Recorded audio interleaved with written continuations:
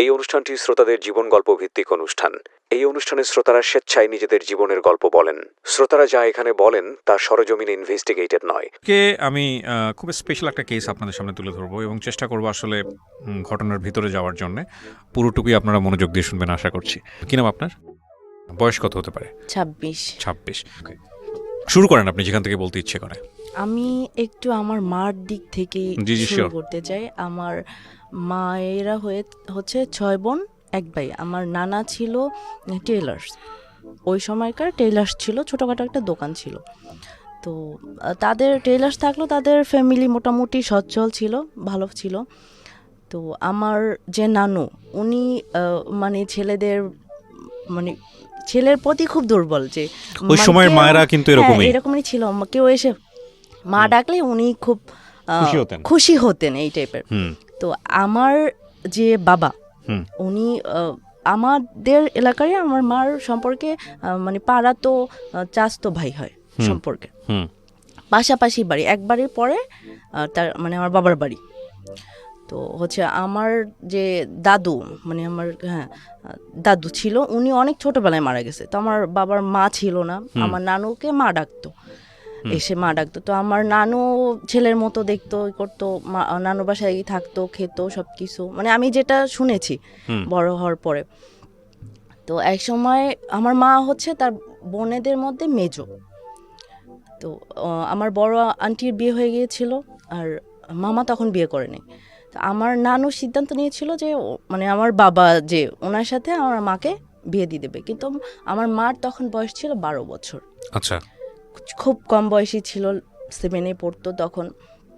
মানে তাকেও ফ্যামিলি থেকে আর কি ওই জোর করেই দেওয়ার মতো ছিল।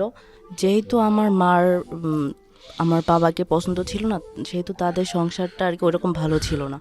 তো তাদের বিয়ের 1 বছরের মধ্যেই আমি জন্মগ্রহণ করি। আপনি ফার্স্ট বেবি? আমি ফার্স্ট বেবি হই। আপনার মার 12 বছর বয়সে বিয়ে হয়? 12 বছর 13 বছর বয়সে আমি হই। তো তাদের ওইভাবেই সংসার চলে। আমার বাবা ছিল ডিস্ট্রিক্ট ড্রাইভার, যে কোনো একটা কোম্পানিতে ডিস্ট্রিক্ট ড্রাইভার ছিল। উনি 1 মাস 2 মাস পর পর আসতো। আচ্ছা। তো আমার বাবা সবসময় খুব সন্দেহবাতিক লোক ছিল, মাকে খুব সন্দেহ করতো, যে মারও অল্প বয়স ছিল, বাড়িতে একা থাকতো। এই জিনিসগুলো কি আপনি মার কাছ থেকে শুনেছেন নাকি আপনি দেখেছেন? নিজে দেখেছি। কি করতো? নিজে ফেস করছি। দুই একটা গল্প বলতে পারবেন যে সন্দেহ করে কি হতো? একটা গল্প বলতে না বলে আসতো বাড়িতে। সে যে বাড়িতে আসছে হুট করে চলে আসতো দেখার জন্য। হুট করে চলে আসতো দেখার জন্য যে আমার মা কি করতেছে না করতেছে, বাড়িতে আছে কিনা। আর আমি জ্ঞান হওয়ার পর থেকে দেখি নাই কখনো যে আমার বাবা ভালো একটা বাজার করছে, মানে বড় একটা মাছ কিনছে বা ভালো একটা বাজার করা, এই ধরনের আমি কখনো দেখি নাই। ওই যা করা সব আমার মা। বাবা শুধু ওই মাস শেষে টাকাটা দিয়েই তার দায়িত্ব শেষ। তোমরা কিভাবে চলবা না চলবা, খাবা কি করবা, পড়াশোনা, এগুলার আর কি কোনো ছিল না তার। সম্পূর্ণটা আর কি মার উপর ছিল। আর বাবার তো এই যে সন্দেহ জিনিসটা ছিল, বাসায় আসা পরে মানে এলাকায় পাড়া দেওয়ার পরে মানুষজন অনেক কথা বলতো, আশেপাশে অনেক মহিলারা ছিল, ওরা অনেক কথা বলতো। তো এইগুলো শুনে বাসায় আসার পরেই দেখতাম যে 1-2 দিনের পরে মারামারি হচ্ছে, দুজনে মারামারি, গায়ে হাত দেওয়া, দুজনের গায়ে হাত, দুজনের গায়ে হাত দেওয়া, ঝগড়া হওয়া, বা আমাদেরকে বাসা থেকে বের করে দিত। আমাদের বলতে কি তখন আপনার আরো ভাই বোন হয়েছে? না, আমাকে আর মাকে। ওকে, দুজনকে বের করে দিত? দুজনকে বাসা থেকে বের করে দিত, একদম জিনিসপত্র সব দিয়ে বের করে দিত। কখনো এরকম হয়নি যে আপনাকে রেখে আপনার মাকে বের করে দিয়েছে? না, মানে বাচ্চার প্রতিও তার কোনো দায়িত্ব নাই, কোনোই নেই। আমরা নানু বাসা যেহেতু কাছে, নানু বাসায় চলে যেতাম, ওইখানেই থাকতাম। আবার সবাই বসে মীমাংসা করে আবার হচ্ছে যে পাঠাই দিত, থাকতাম। ওই রকমের 1 মাস 1.5 মাস 2 মাস পর পর আসতো। এরকম করতে করতেই হচ্ছে যে আমি বড় হয়েছি। বাবা এরকম, এটি কোনো দায়িত্ব হয় না। তো যখন আমি ক্লাস 7-8-এ পড়ি, তখন হচ্ছে যে 1-2টা করে সম্বন্ধ আসতে থাকে আমার। হ্যাঁ, সম্বন্ধ আসতে থাকে। তো মাও তো হচ্ছে যে মানে চিন্তা করে যে ফ্যামিলির অবস্থা এরকম, যদি ভালো কোনো ছেলে হয় তো বিয়ে দিয়ে দেবে, এরকম কথাবার্তা চলতে থাকে। তো আমি মানে আমার তখন 2012-তে আমি এসএসসি দিই। তা আমি যে মানে পড়াশোনা করতেছি, পরীক্ষা দিব, আমার বাবার এর কোনো ছিল না যে আমার মেয়ের পরীক্ষা বা কি। তো তো সংসারের অবস্থা এরকম, এটা চিন্তা করে আমি জেনারেল লাইনে পড়াশোনা করেছি, তো মা চিন্তা করতেছে এরকম হলে তো সংসারের এরকম অবস্থা, আমার মেয়ের তো পড়াশোনা হবে না। তো মা আমাকে কি করলো, মাদ্রাসা থেকে পরীক্ষা দেওয়া হলো। আচ্ছা, মাদ্রাসা থেকে পরীক্ষা দেওয়া হলো। তো ওই সেন্টারটা ছিল আমাদের থেকে মানে অনেকটা দূরে, 2-3 ঘন্টার রাস্তা, মানে অন্য কি বলে জেলায় এরকম ছিল। তো ওইখানে মা এক মাসের মতো তো পরীক্ষা হয়, এসএসসি পরীক্ষা, ওইখানে বাসা ভাড়া নিয়ে আমরা ওইখানে থেকে পরীক্ষা দিই। তো যে বাড়িতে থেকে পরীক্ষা দেই ওই বাড়ির এক আত্মীয়র জন্য মেয়ে খুঁজতে ছিল বিয়ে দেওয়ার জন্য। তো আমি আবার ছোটবেলা থেকেই খুব শান্তশিষ্ট, আচ্ছা, চঞ্চল। যে বাড়ি থেকে পরীক্ষা দেন বলতে আপনি বাড়ির সন্ধানটা পেলেন কিভাবে? মানে ওই যে আমাদের সম্পর্কে কি হয় আপনার? না, কিছু হয় না। আচ্ছা, সেন্টারের আশেপাশে বাড়ি খুঁজে অনেকে যে থাকার জন্য হ্যাঁ ভাড়া দেয় এরকম, ওকে, থাকার জন্য নেই। তো ওনারাও আর কি ওই যে মেয়ে খুঁজতেছিল। আর আমি তো এরকম মানে ওনাদের বাড়ি তো 3টা ছেলে ছিল, কিন্তু আমি মানে একটা মেয়ে হয় না যে বাড়ির ভিতর ছেলে থাকলে হুটহাট তো এই ধরনের কিছু দেখে নাই তো, বা আমি খুব ছোটবেলা থেকে খুব শান্তশিষ্ট আর কি, আচ্ছা, এই টাইপের। তো ওনাদের দেখে আর কি আমাকে খুব পছন্দ হয়। আর আমি আবার ছিলাম কি যে আমার মা তো কষ্ট করছে, বা আমি একটা কিছু করব আমার মা বাবার সম্মান চলে যাবে, আমার মা বাবা যা বলবে তাই, মানে আমাকে যা দিত আমি। ততদিনে কি আপনার ভাই বোন আর হয়েছে? হ্যাঁ। আচ্ছা, আপনি যখন এসএসসি দিচ্ছেন? আমি যখন ক্লাস 8-এ পড়ি, মানে আমার 13 বছর পরে আমার একটা বোন হয়। আচ্ছা, আচ্ছা, আমি ছেড়ে গেছি। এটা হচ্ছে যে আমার বোনটা যখন হয় তখন আমার বাবা আর কি ছিল না, যে মানে বোনটা আমার বাবা না, এটা নিয়ে আর কি বেশি ঝামেলা হয়েছিল তখন। মানে আমার বোন যখন হয়েছিল তখন আমার বোনটা দেখতে আর কি একটু ডিফারেন্ট, মানে আমাদের চেয়ে একটু ফর্সা একটু। সো আপনার বোনের এই জন্মটা নিয়ে বাসায় প্রশ্ন তোলা হয়েছে? হ্যাঁ, প্রশ্ন তোলা হয়েছিল আমার মাকে। মানে আমার বাবা এক পর্যায়ে নাই বলে দিছে যে সন্তান আমার না। কি বলেন? আপনার বোন জানে বিষয়গুলো আজকে? হ্যাঁ, আমার বোন জানে। তারপরে কি হলো বাসাতে? মানে এইটা নিয়ে মানে প্রধানত বেশি হচ্ছে এটা নিয়ে, আমার বোনকে নিয়ে। একটু ডিফারেন্ট দেখতে, একটু ফর্সা, আমার বাবা একটু কালো টাইপের, আর আমি আমার মার মতো। তো আমার বোন, আমার নানা আমার 2টা খালা হচ্ছে ফর্সা, তো আমার বোন অনেকটা ফর্সা ওদের মতো হয়েছে। তো আমার বাবার এটা নিয়ে আর কি ছিল যে আমার বোনটা আমার বাবার না, এটা নিয়ে মার সাথে খুব ঝগড়া এই সেই। তারপরও আর কি মানে নিজের মনে রাখতো আমার বাবা, ওইভাবে আর কি করে নাই, কিন্তু বলছে। ভাই বোন কতজন আপনারা? আমরা 2 বোন। এখন 2 বোনই? হ্যাঁ, 2 বোনই। আপনার বাবা বেঁচে আছেন? হ্যাঁ, আমার বাবা বেঁচে আছে। আচ্ছা, আমি পরে আসি এগুলা। তারপর তখন আমার বোন, আমি যখন এসএসসি পরীক্ষা দিই তখন আমার বোনের বয়স 2.5 বছর। কিন্তু এর ভিতর কিন্তু আমার বাবা বাড়িতে আসা, যোগাযোগ, এমনকি মাসের যে খরচা এটা দেওয়া বন্ধ করে দিয়েছে। বন্ধ করে দিয়েছে টোটাল। আমার মা হচ্ছে টেইলারের কাজ জানতো, সেলাই কাজ করতো, আর বাবার বাড়িতেই ছিলাম, মা ওইগুলো দিয়ে আর কি সংসার চালাতো টুকটাক। তো আমি এসএসসি দিলাম, ওইখানে দিয়ে তারপর চলে আসলাম। তো ওইখানে থাকতেই মার সাথে আর কি ওই সম্বন্ধের কথা বলা হয়েছিল। তো মা বলছে যে আমরা বাড়িতে যাই, বাড়িতে আসেন, দেখেন, তারপর বাকিটা করা যাবে। তো আমরা বাড়িতে আসার পরে ওদের বাড়ি থেকে আমাকে দেখতে আসে, যেটা আর কি রুলস, ওইভাবে দেখতে আসে, তাদের পছন্দ হয়। কিন্তু মানে ছেলে ছিল আমার চেয়ে 15 বছরের বড় বয়সে, 15 বছর বড় ছিল, আর আমার বয়স ছিল তখন 15 বছর।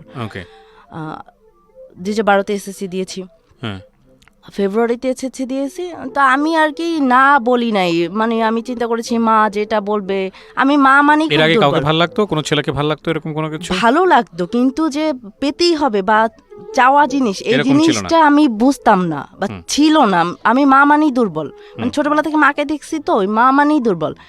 বাবা কি জিনিস এইটা আমার মধ্যে এখনো ফিল হয় না, যে বাবা কি জিনিস এটা আমি বুঝি না। তো ফেব্রুয়ারিতে এসএসসি দিলাম, মে মাসের 6 তারিখে আমার বিয়ে হলো। মে মাসের 6 তারিখ? মে মাসের 6 তারিখে, 12 সালের 6 তারিখে আমার বিয়ে হলো। ঠিক আছে, আমি মেনে নিছি, মানে যেহেতু আমার বড়, তারপর আমি ফ্যামিলির দিক তাকাইয়া মার এরকম অবস্থা, মা কতদিন দেখবে এগুলা ভেবে হচ্ছে মেনে নিছি। আমি শ্বশুরবাড়িতে যাইনি কখনো, আমাদের বাড়িতে ছিলাম। মা বলেছে যে মেয়ে মানে আমি তো বড় মেয়ে, এখানে থাকুক কিছুদিন। আমার ইচ্ছে ছিল যে আমি ইন্টারটা কমপ্লিট করব, পড়াশোনা করব, এখানেই থাকবো, তারপর হচ্ছে যদি উঠায় দেয় তাহলে পরে দিবে। ওকে, আচ্ছা, তো এরকম আর কি। আমাদের বাড়িতে ছিল 12 দিন আমার হাজব্যান্ড। তারপর উনি আর কি ঢাকায় চাকরি করতো, তো ঢাকায় চলে আসছে। তো একদিন কি করছে, মানে উনি তো নতুন জামাই, প্রায় 2 মাসের মধ্যের কথা, বাড়িতে আসবে, শ্বশুর বাড়িতে আসবে, অবশ্যই জানাই আসবে যে আমি আসতেছি। উনি একদিন রাত্রে কি করলো, না জানাই আসছে জাস্ট, কিন্তু আগে কথা বলছি, গাড়ির শব্দ ফোনে বোঝা যাচ্ছে, আমরা বুঝতে পারছি যে হাজব্যান্ড, আমার হাজব্যান্ড। তো উনি একদিন না বলে রাত্রে চলে আসছে। এই জিনিসটা আমার খুব খারাপ লাগছে যে উনি কেন না বলে আসবে। তো আসতেই পারে হাজবেন্ড, সারপ্রাইজ দেওয়ার জন্য হতে পারে। নো, এটা আর কি পরে জানা গেছে। এটা হচ্ছে যে ওনার যে দুলাভাই ছিল, উনি আর কি এই জিনিসটা বলে দিচ্ছে যে তুমি না বলে যাবা, লুকায় যাবা, দেখবা যে কি করে না করে, এই জিনিসগুলো। তো এটা আর কি আমিও মেনে নিতে পারি না, আমার ফ্যামিলিও আর কি, যে নতুন জামাই সে আসবে, একটা বাসায় প্রিপারেশনেরও তো ব্যাপার থাকে নতুন জামাইয়ের জন্য, না বলে কেন আসবে। আচ্ছা, এই জিনিসটা যখন আমাকে হার্ট করলো, তো মানে আমারও তো বয়স কম ছিল, আমার কেন জানি মনে হলো যে না, এর সাথে আর কি আমার যায় না, মানে অ্যাডজাস্টমেন্ট হবে না। আর একটু রাগী টাইপের ছিল, মানে চেহারাটাই দেখতে রাগী টাইপের। আমি বলি যে আমার বড় খালু দেখতে মানে কিছুটা ওনার ক্যাটাগরি, যে আমার বড় খালু অনেক রাগী, দেখছে আন্টিকে অনেক মারধর করে। তা আমার মনের মধ্যে না ওই একটা ভয় ঢুকে গেল যে এও তো এই ক্যাটাগরি, যদি আমাকে মার দেয় বা মারধর করে, আমাকে আর পড়াশোনা না করে। তো ওরা একবার বললো কি যে, তখন আমাকে উঠাই দেয় নাই, বললো যে আমাকে ঢাকায় নিয়ে আসবে। তো মা বলতেছে মেয়ে এখনো উঠাই দেই নাই, এখন ঢাকা নিয়ে যাবে, কিছুদিন যাক। গ্রামে তো বলে যে ভাদ্র মাসে নাকি নতুন বিয়ে হলে মেয়ে দেয় না, তো ভাদ্র মাসটা যাক। তারপর তো যেহেতু একটা সমস্যা হয়েছে, তারপর মানে আশেপাশে সবাই তো এগুলো নিয়ে কথা বলে, করে। তো আমি শুনতাম কি যে বাসার মধ্যে মার কাছে অনেক লোক আসতো, তো তারা বলতেছে যে এখন যদি মেয়ে দিয়ে দাও, মেয়ের বয়স কম, যে দেখা গেল নেওয়ার পরে একটা বাচ্চা টাচ্চা হবে, তারপর তো মেয়ের জীবনে শেষ। আমার মাথার ভিতর এইটা ঢুকলো যে আমি যাওয়ার পর যদি আমার বেবি হয়ে যায়, আমি এখানে আর যাব না, আমি এখানে যাব না, মানে আমি যাবই না। আমাকে যে যতই বোঝানো হোক না কেন, আমি আর যাব না। তো তাদের ফ্যামিলি থেকে একবার আসলো, আমার হাজব্যান্ড আসলো, তার মা আসলো, তার ভাই আসলো, ভাবি আসলো, মানে আমার ননদ আসলো, সবাই আসলো, কথা টথা বললো টললো। মানে আমার তো চিন্তা হচ্ছে যে আমি যাবই না। তো এর ভিতর আমার হাজব্যান্ডের ভাবি হচ্ছে যে বলতেছে যে এই মেয়ে যখন যাবে না, এই মেয়েকে থাক নেওয়ার দরকার নেই, এরে যে নাকের টানটি দিছো সব খুলে নিয়ে আসো। এইটা কতদিন পরের ঘটনাটা? এইটা 3 থেকে 4 মাসের মধ্যে। ততদিনে কি আপনার হাজবেন্ডের সঙ্গে আপনার কথোপকথন হতো? লাইক যেহেতু অনেক সিনিয়র ছিল, একটা প্রেমের সম্পর্ক ডেভেলপ করা। আমি আসলে যে হাজবেন্ড কি জিনিস, সংসার কি জিনিস তখন বুঝতাম। বাট ও যে আপনাকে পছন্দ করে, ও যে আপনাকে লাইক করে, এগুলো বোঝাতো কোনোভাবে? করে কিনা জানি না, যে সে হাজবেন্ড আসতো, থাকতো, সময় হতো, চলে যেত। হাজবেন্ড ওয়াইফের সম্পর্ক যেটা হয়, সেই জিনিসটা খুব নর্মাল ছিল আপনাদের মধ্যে? হ্যাঁ, নর্মাল। ওকে, নাকি এমন ছিল যেহেতু যে বিষয়গুলো আপনি অনেক বেশি আন্ডার এজ ছিলেন, সুতরাং আপনাদের মধ্যে কোনো মেন্টাল আন্ডারস্ট্যান্ডিং ছিল না, বুঝতেন না বিষয়গুলা, ও অনেক জোর জবরদস্তি করতো? এটা তো ছিলই।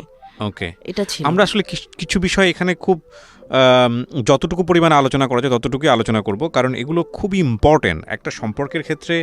এই জিনিসগুলো যে কতটা গুরুত্বপূর্ণ, মানে একজন মানুষ আসলো রাতের বেলা লুকিয়ে তাতেই সম্পর্ক খারাপ হয়ে যায়, বিষয়টা এরকম না।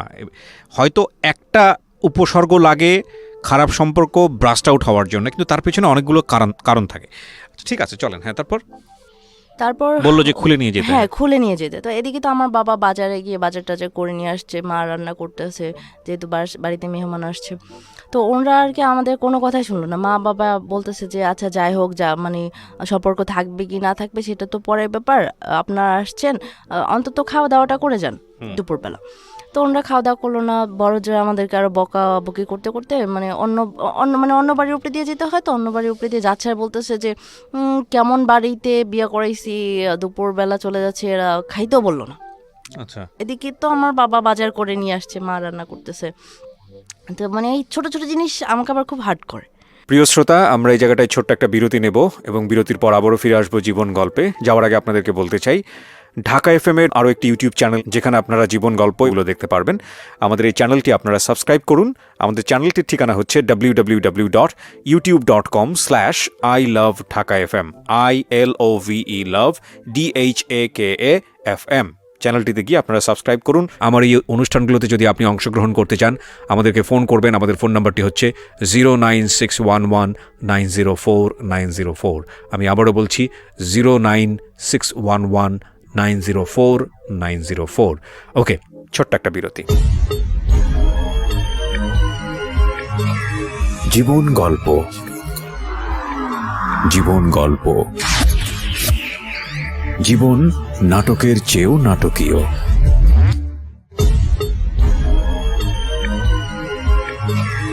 জীবন গল্প, জীবন গল্প। জীবন নাটকের চেয়েও নাটকীয়। Welcome back once again. প্রিয় শ্রোতা, আপনারা শুনছেন জীবন গল্প। আমি আরজে কিবরিয়া আপনার সঙ্গে রয়েছি। আমার এই অনুষ্ঠানগুলোতে যদি আপনি অংশগ্রহণ করতে চান, আমাদেরকে ফোন করবেন। আমাদের ফোন নাম্বারটি হচ্ছে 09611904904। আমি আবারও বলছি 09611904904। ওকে, আমরা যেখানটায় ছিলাম তারপর মানে আমার তো মনে কখনো তাকে ধরেই নাই, যে কোনো একটা জিনিসে মায়ায় আটকে যাবো, এই জিনিসটা ছিলই না। তো এরকম আরও 2 মাস কেটে গেল, 1-1.5 মাস কেটে গেল, তারাও কোনো হচ্ছে যে ডিসিশন দিচ্ছে না যে সম্পর্ক রাখবে কি রাখবে না। শুধু তারা এটাই বললো যে আপনারা যদি সম্পর্ক না রাখেন তাহলে আপনারা মানে ডিসমিস করে দেন, আমাদের ছেলেকে আবার বিয়ে করাবো। 2-3 মাসের মধ্যে এরকম ঘটনা? হ্যাঁ, আমাদের ছেলেকে আবার বিয়ে করাবো। কিন্তু আমরা বলেছি, কি করতো ছেলেটা? উনি বাইং হাউসে জব করতো। বাইং হাউসে জব করতো, মোটামুটি ভালো স্যালারি পেত। ভালো স্যালারি পেত। আমি তো তখন এত কিছু বুঝতাম না যে কোনটাকে কি বলে। মা বাবার ভালোটাকেই ভালো মনে করেছি। ওকে, তারপর ওনরা আমাদেরকে প্রেশার দিত, যদি না থাকার হয় সম্পর্ক তাহলে তোমরা মানে ডিভোর্স দিয়ে দাও বা তোমরা ই করে দাও, আমাদের ছেলেকে আবার বিয়ে করাবো, এই টাইপেরই। তো এদিকে আবার মা বাবার সম্পর্ক তখন খুব খারাপ। বাবা তো একদম মানে ওই যে বাড়িতে আসাই একদম বন্ধ করে দিছে, সবকিছু একদম টোটাল বন্ধ। থাকতো কই এই সময়টাতে যখন বাড়িতে না আসতো? ওই যে ডিস্ট্রিক্ট ড্রাইভার ছিল তো, কারোর সঙ্গে সম্পর্ক আছে বন্ধুর বাসায় বা এরকম? না, হ্যাঁ, আমার বাবা তার মধ্যে হচ্ছে যে নরসিংদীতে একবার বিয়ে করছে। ইন দ্য মিন আপনারা জানতেন না? না, জানতাম না। তো ওখানে গিয়ে থাকতো? হ্যাঁ, ওইখানে গিয়ে থাকতো। ওকে, তো আমি মানে এটা হচ্ছে যে বিয়ের 6 মাসের মাথায় আমি ডিভোর্স দিয়ে দিই ছেলেকে, যেহেতু আমি সম্পর্ক মানে ওদের কথা সে যেহেতু তুমি সংসার করবা না, সম্পর্ক রাখবে না, তাহলে তোমরাই দিয়ে দাও। তো আমি আমার মা সম্মতি নিয়ে, মা ছিল, বাবা তো কোনো জিনিসই ছিল না বা থাকে নাই, থেকে আমি হচ্ছে যে ছেলের দুলাভাই ছিল, ডিভোর্স দিয়ে দিই। ওরা হচ্ছে যে মানে বিয়েতে যা দিছে একদম একটা মুসলিম বিয়েতে আর কি যা যা দেয় আর কি, একদম পায়ের জুতাটা পঞ্জুটা ওরা খুলে নিয়ে চলে গেছে। আমার সব কিছু মানে আমার ছোট বোনকে যে ড্রেসটা দিছে ওইটাও নিয়ে গেছে, কোনো কিছুই আর কি রাখে নাই, আমরাও সব দিয়ে দিয়েছি এইরকম। তো মানে আমি যখন ডিভোর্সটা দেই, এর মধ্যে তো আমার বাবার সাথে কোনো যোগাযোগ নাই, কিন্তু আমরা বাবার বাড়িতে আছি। 2 মাসের মাথায় আমার মার ডিভোর্স লেটার আসে বাবার কাছ থেকে। বাবার কাছ থেকে আপনি ডিভোর্স দেওয়ার 2 মাসের মাথায় আমার মায়ের ডিভোর্স লেটার আসে। ওকে, তো এটা আসে আর কি অন্য নামে, মানে আমার নানা আমার মায়ের তখনকার বিয়ের সময় তো মেয়েদেরকে উপস্থিত রাখতো না মনে হয় তেমন একটা, আমি জানি না কি লেখা হইতো না লেখা হইতো। তো ওইখানে অন্য নাম দেওয়া ছিল, আমার নানা একটা নাম দিয়েছিল, আমার যেটা নাম ওইটা না অন্য একটা। তো ওই নামে একটা চিঠি আসছে, ডাকপেন চিঠি নিয়ে আসছে। মা তো বুঝতে পারে না, মা হচ্ছে যে রিসিভ করছে, ডাকপেনের কাছ থেকে রিসিভ করছে। এটা রিসিভ করার পরে তো হচ্ছে যে দেখতেছে যে এটা ডিভোর্স লেটার। তো তারপর মা এটা আর কি কোন কাজী অফিস থেকে করা হয়েছে, কে কে ছিল, এগুলো আর কি খোঁজ খবর নিছে। নেওয়ার পর হচ্ছে আমার বাবা আমাদের যে কমিশনার ছিল ওই এলাকার কমিশনারের কাছে এটা নিয়ে বিচার দিছে আপনার বাবা? আমার বাবা। কি হিসেবে বিচার দিয়েছে? ডিভোর্স তো উনি দিল? হ্যাঁ, ডিভোর্স উনি দিয়েছে।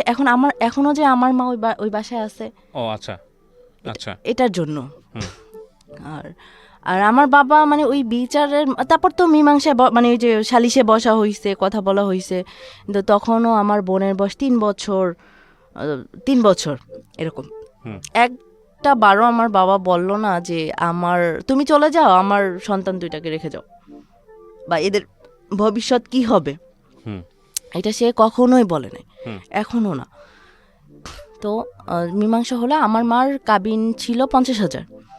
তো মানে আমাদের মধ্যে তো আছে 3 মাসের খাবার পড়া, আর মানে আমার ছোট বোন ছোট, এই হিসাবে আমার মাকে 1 লাখ টাকা দিয়ে মানে এটা হচ্ছে যে মীমাংসা করা হয়েছে আমার মা। তারপর আমার মাকে মানে ঘরের জিনিসপত্র যা ছিল, তারপর আমরা 2 বোন আমাদেরকে নিয়ে মাকে ঘর থেকে বের করে দিয়েছে। আপনার বাবা? আমার বাবার সাথে লোকজন ছিল। তখন কি আপনারা জানতেন যে উনি আর একটা বিয়ে করেছে?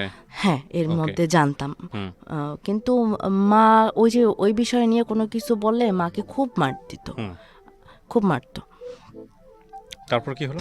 তারপর তো আমি আমার মাকে নিয়ে এখন তো আমিও ডিভোর্স, আমার মাও ডিভোর্স। আমার মা আর আমার ছোট বোনকে নিয়ে আমি মানে আমাদের এলাকায় একটা বাসা ভাড়া নিয়ে থাকতে শুরু করলাম। তো মাকে যে টাকা দেওয়া হয়েছিল ওই টাকা দিয়ে আর কি সংসারটা চলতেছিল। তো এইভাবে কতদিন চলবে? তো এইটা চিন্তা করে তখন আমি মানে এলাকার তথ্য কেন্দ্র বলে কিছু, মানে আমি কম্পিউটারের কাজ জানতাম, তো রেজাল্ট বের করা বা কিছু, হ্যাঁ, এইগুলার একটা 2500 টাকার একটা চাকরি নিলাম। আচ্ছা, 2013 সালে। ওকে, 2500 টাকা চাকরি নিলাম, 17 মাস করলাম। মানে মাকে 2000 টাকা দিতাম আর 500 টাকা নিজের খরচা রাখতাম। কিন্তু কখনো কমেন্টস করে নাই যে মানে আমি এইটা খাবো বা ওইটা খাবো। আমি এমনও দেখেছি যে ঘরে বাজার নাই, আমার মা অন্যের বাগান থেকে তরকারি চুরি করে নিয়ে আসছে, নিয়ে এসে রান্না করছে। আমার বাবা যখন টাকা দেয় নাই সংসারে, আমার মা কচু টোকাই নিয়ে এসে রান্না করছে, খুব মজা লাগছে। এখন বুঝতেছি যে আসলে ওইটা কি ছিল বা কেন ওইগুলো, খুব মজা লাগছে। কিন্তু আমি এত চাপা স্বভাবের, আমি কখনো বলি না যে মা আমার এই জিনিসটা খাইতে ইচ্ছা করে বা আমার এই ভালো একটা জামা লাগবে। বাচ্চারা বুঝে যায় আসলে সিচুয়েশনালি। হ্যাঁ, এটা আমি কখনো বলি না। আবার আমার এমনও দিন গেছে যে আমি কি বলে যে একটা 3 পিসের কাপড় দিয়ে 3টা জামা বানাইছি আর একটা সেলোয়ার বানিয়ে 3টা পরছি আর কি। এমনও দিন গেছে যে আমার শুধু একটাই ড্রেস ছিল, এইটা দিয়েই আমি সব জায়গায় কভার করছি এরকম। তো অনেক চাকরির ইন্টারভিউ দিতাম, তখন তো আমার রেজাল্ট বের হয়ে গেছে, এসএসসির রেজাল্ট বের হয়ে গেছে, এ গ্রেড ছিল। তো এখন মানে চাকরিতে তো লোক লাগে, লোক ছাড়া তো আসলে হয় না, তো হলো না। তো এখন কি করব, মানে মাকে বোনকে সবাইকে নিয়ে ঢাকায় চলে আসলাম, আশুলিয়াতে। কি প্ল্যান করে আসলেন? আমি গার্মেন্টস করব। মানে আপনি তখন কি পড়াশোনা ছেড়ে দিয়েছেন? হ্যাঁ, পড়াশোনা আমি ছেড়ে দিয়েছি। আমার বোন তখন কি করে? আমার বোন তো তখন 3.5 বছর বয়স। এত ছোট? হ্যাঁ, আমার মা মানে আমার মায়ের আমি 13 বছরের ছোট, আমার বোন আবার আমার 13 বছরের ছোট। ওকে, সো আপনার বাবার সঙ্গে আপনার মায়ের যখন ডিভোর্স হয় তখন আপনার বোনের বয়স কত? তখন ওর বয়স 3 বছর। 3 বছর, ওকে। সো আপনি ঢাকায় আসলেন, তারপর মাকে নিয়ে বোনকে নিয়ে আমি আশুলিয়াতে আসলাম, ঢাকায় আসলাম। আসার পরে আমার তো বোন ছোট, মা কিছু করতে পারবে না, আমি গার্মেন্টসে ঢোকার পরে 2-3 মাস করলাম। তো আমার মা ঢাকায় অ্যাডজাস্ট করতে পারলো না, মানে নানাবিধ টেনশন, আমি বড় মেয়ে, কিভাবে কি চলবে, দেখতে শুনতে ভালো, হ্যাঁ, সো এগুলো তো একটা বড় প্রবলেম গার্মেন্টসের ক্ষেত্রে। অনেকেই বলে আর আমার মাও অনেক ইয়ং এখনো। ওকে, খুব স্বাভাবিক, কারণ আপনি 13 বছর বয়সে আপনার জন্ম হয়েছে। হ্যাঁ, তো মা খুব ডিপ্রেশনে চলে গেল। এখন তো বুঝতেছি যে আসলে এটা ডিপ্রেশনে চলে গেল, অসুস্থ হয়ে গেল। তো আমার নানু এসে আমার মাকে নিয়ে গেল। তা আমাকে বললো যে তুমিও চলো, এখানে থাকা দরকার নেই। কিন্তু আমি ভাবলাম যে আমি চলে যাব, তাহলে আমার মা চলবে কিভাবে। মা চলে আসলো, আমি ঢাকায় রইলাম, 2 মাসের মতো করলাম। ঈদের ছুটিতে বাড়িতে আসলাম, মার কাছে আসলাম। আসার পরে ছুটি কাটায় আবার ঢাকায় গেলাম, জয়েন করলাম। কিন্তু তখন আর অফিস করতে পারলাম না, আমার জন্ডিস হইল, জন্ডিস হয়ে গেল। ওকে। তো গার্মেন্টস থেকে ছুটি দিল, তারপর আমি আর গেলাম না, মানে মাই আর কি আমাকে যেতে দেয়নি। পরে মা ঢাকায় যেয়ে আমাকে নিয়ে আসলো যে তোমার আর চাকরি করতে হবে না, তুমি চলে আসো। এটা 2013 সালের কথা। ওকে। 13 সালের শেষের দিকে, 13 সালের কথা। তারপর আমরা মানে আম্মা আমাকে যে নিয়ে আসে, আমরা আবার চলে আসি বাড়িতে। তো তখনও আর কি আমি কিছু করি না, ওই যে কয় মাস চাকরি করেছি ওই কিছু টাকা ছিল ওইগুলা দিয়ে, তারপর এদিকে মা হচ্ছে ওই মা যে টাকাগুলো পেয়েছে এগুলো বিভিন্ন ব্যবসা খাটায়, ওইগুলা দিয়ে আর কি মা চলতেছে, আর টুকটাক টেলারের কাজ করে। এরকম করতে করতে আপনার 14 সালেরও 4-5 মাস চলে যায়। তো একদিন বিকেলে আমি আমার ছোট বোনকে নিয়ে আমাদের আর কি শহরে একটু ঘুরতে বেরোইছি। তো তখন একটা ছেলের সাথে পরিচয় বলবো না, মানে ছেলেটা দাঁড়িয়ে ছিল, আমার বোন ছোট ছিল তো ওর সাথে কথা টথা বলতেছিল। তো এক সময় আর কি আমার সাথে কথা বললো, কিন্তু আমার মধ্যে না ওই প্রেম ভালোবাসা বা কারোর সাথে সম্পর্ক করব এই জিনিসটা আর ছিল না। আচ্ছা, আমার বাঁচতে হবে, আমার ফ্যামিলিকে মা বোনকে সেভ করতে হবে। আর এদিকে তো গ্রামের মানুষ অনেক খারাপ, মানে নানান কথা বলে, যেহেতু মাও ডিভোর্সি মেয়ে ডিভোর্সি, দুইজন ইয়ং বয়সী, ঠিক আছে, অনেক কথা বলে। তো তার মধ্যে না খুব মনে হতো যে মার উপরে এত প্রেশার যায়, এত কথা শুনতে হয়, ভালো মন্দ খুঁজতাম না, ভাবতাম যে যদি কেউ মানে আমি যদি চলে যাইতে পারতাম কারোর সাথে একটা ইয়ে হতো, তাহলে আমার মার উপরে থেকে বোঝা কমতো, যে সে রিক্সাল হোক আর ভ্যানালা হোক। আমি মানে নানু মামাইদেরকে সাথে সাথে বলতাম যে সম্বন্ধ দেখো, মানে আমার মার উপরে থেকে চাপ কমুক, মানুষের কথা থেকে বাঁচুক, এই জিনিসটা আর কি। তো ওই ছেলেটার সাথে যখন দেখা হয় তখন ছিল আপনার অক্টোবরের 2 তারিখ ছিল, ওই 14 সালের। ওকে। 2 তারিখ বিকালে দেখা হয়। তো উনি অনেক রিকোয়েস্ট করার পরে আমি আমার ফোন নাম্বারটা দিই। তো তখন আমার ফোন ছিল না, ফোন নষ্ট ছিল। তো আমি 6 দিনের মাথায় একটা ফোন কিনি। ফোন কেনার পরে যখন আমি আমার সিমটা ওপেন করি, তো দেখলাম যে তখন ওই ছেলেটা আমাকে মানে ফার্স্ট একটা মেসেজ দিছে। ওইটা আমাকে খুব খুব ভালো লাগছে, এই মেসেজটা, যে আমি তোমাকে 200 বার কল দিয়েছি, তোমাকে পাই নাই। এই জিনিসটা আমার খুবই ভালো লাগছে, ঠিক আছে। কিন্তু ওই যে রিলেশন এই ধরনের কোনো চিন্তা ছিল না। তো ওনার সাথে আমি একদিন কথা বললাম, বলার পর উনি আমাকে বললো কি যে উনি মানে চাকরি করতো, তো বললো যে তোমাকে আমি কিছু কথা বলবো, কিছু কথা আছে, আমি তোমাকে কিছু কথা বলবো রাত্রে। আচ্ছা ঠিক আছে। তো ওই দিনকার উনি আমাকে কিছু বলো না, পরে একদিন আর কি ওই ছেলেটা ওর ফ্যামিলি সম্পর্কে বললো যে বাবার সাথে ভালো সম্পর্ক না, ওরও হচ্ছে বাড়িতে সৎমা, মা বাবা ডিভোর্সি, ওর বাড়িতে সৎমা, ছোটবেলা থেকে ওইভাবে স্বাচ্ছন্দ্য পায় নাই। এখন হচ্ছে যে এই মানে ওর দুর্বলতাগুলো ও আমাকে শেয়ার করলো। ওর কথা শুনে আমার দুঃখ আমি ভুলে গেলাম। আচ্ছা, মানে আমার মনে হলো যে এ তো আমার চেয়েও খুব অসহায়, মানে খুব খারাপ এটা। তা আমি ভাবলাম যে আচ্ছা আমি কোনো সম্পর্কে যাব না, যদি আমি একে বিয়ের কথা বলবো যে আমার ফ্যামিলি এরকম, আমার মা বাবা ডিভোর্সি, আমি ডিভোর্সি, যদি এটা শুনে সে রাজি হয় তাহলে আমি বিয়ে করব। আচ্ছা, যে আমি এখনো পর্যন্ত মানে তখন ভাবতাম যে আমার জন্য যদি একটা লোক ভালো থাকতে পারে তাহলে তো কোনো সমস্যা নেই, না হয় একটু স্যাক্রিফাই করতে হবে, এই তো আর কি। তো এটা ওনাকে যখন বললাম, একদিন দেখা করেছি, দেখা করার পরে ওনাকে আমি যখন বললাম যে আচ্ছা আমার পক্ষে তো রিলেশন করা সম্ভব না, আমি আমার ফ্যামিলি এরকম, আপনি যদি আমাকে বিয়ে করেন তাহলে আমি বিয়ে করতে পারবো। উনি বললো কি যে আচ্ছা ঠিক আছে, আমার কোনো সমস্যা নাই, আমি বিয়ে করব। তো আমি বললাম যে ঠিক আছে, তাহলে আপনার বাড়ির কারোর সাথে আমাকে কথা বলাই দেন। তো ওর একটা বড় বোন আছে, দুলাভাই আছে, তো ওনাদের সাথে আমাকে কথা বলাই দিল। আমার কিন্তু তখন ওই জিনিসগুলো সেন্সে নাই যে এ অন্য দেশের একটা লোক, মানে কেমন না কেমন, মানে ফ্যামিলি কেমন বা এই লোকটা কেমন, এই জিনিসটা আর কি ফিল হয় না। ফিল হয়েছে শুধু যে মার ঘাট থেকে বোঝা নামাতে হবে। তো ওর বোন দুলাভাইয়ের সাথে কথা বললাম, ওনরা খুব নর্মালভাবে আমার সাথে কথা বললো।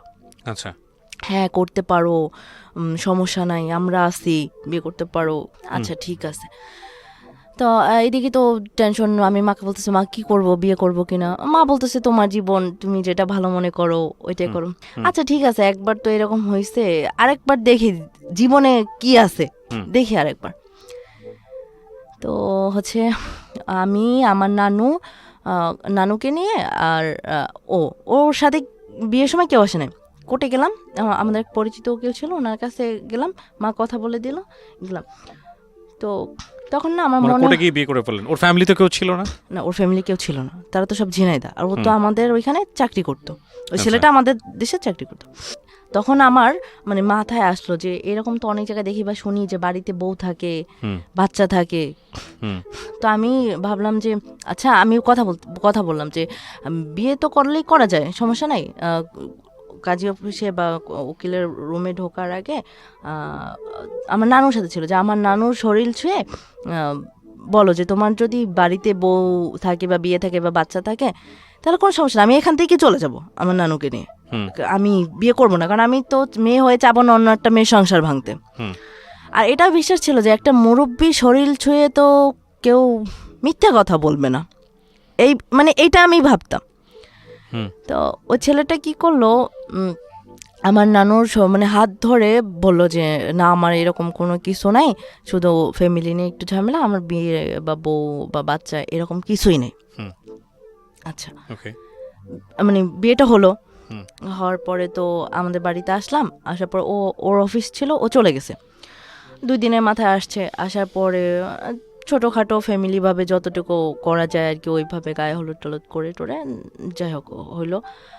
হওয়ার পরে তো ও যখন আসতো দেখতাম যে একটা নাম্বার থেকে কল আসতো, ছেলেদের নাম দিয়ে সেভ করা, কিন্তু কথা বলার ধরনের তো বোঝা যায় যে কার সাথে কে কীভাবে কথা বললে। এটা তো কয়েকদিন আমি এটা আন্দাজ করছি, করার পরে এটা হচ্ছে 1 মাসের মাথায়, 1 মাসে আমি দেখছি, দেখার পরে 1 মাসের মাথায় হচ্ছে যে একদিন এরকম ফোন আসছে, পরে আমি স্পিকার বাড়াই দিছি যে কে কথা বলে, যদি ফ্রেন্ড হয় বা ছেলে হয় তো স্পিকারে কথা বলতে তো সমস্যা নেই। তো তখন শুনতেছি যে ওইটা ওর ওয়াইফ, মানে ওর বাড়িতে বউ আছে। কিভাবে বুঝলেন?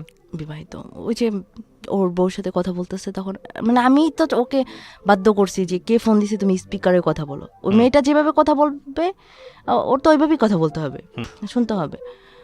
মেয়ে জিজ্ঞেস করতেছে তুমি কি করতেছো, কোথায় আসছো, খাইছো নাকি, একটা হাজব্যান্ড ওয়াইফ যেভাবে কথা বলে ওইভাবে ফোন রাখলো। তারপর আমি বললাম যে মানে আমি তো একদম পুরা হতভম্ব হয়ে গেছি যে আমি কি করলাম, একবার তো লাইফে একটা অঘটন ঘটলো, আবার আমি জানি না শুনে এরকম একটা ছেলেকে বিয়ে করলাম।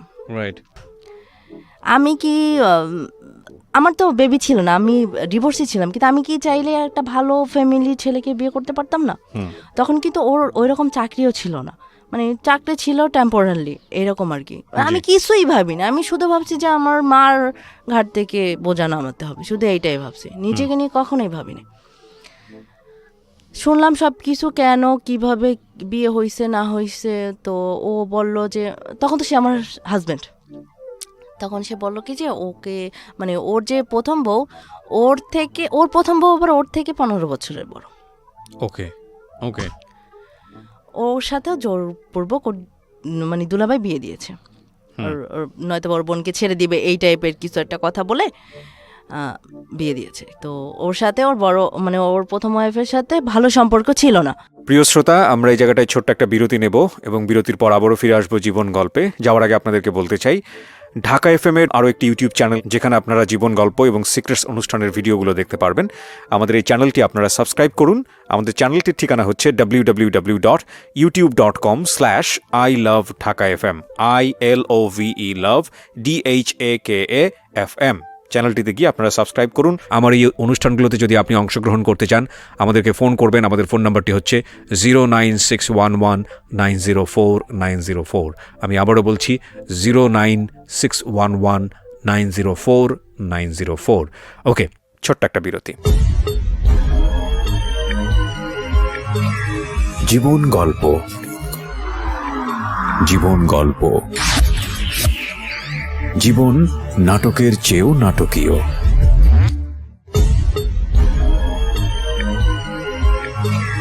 জীবন গল্প।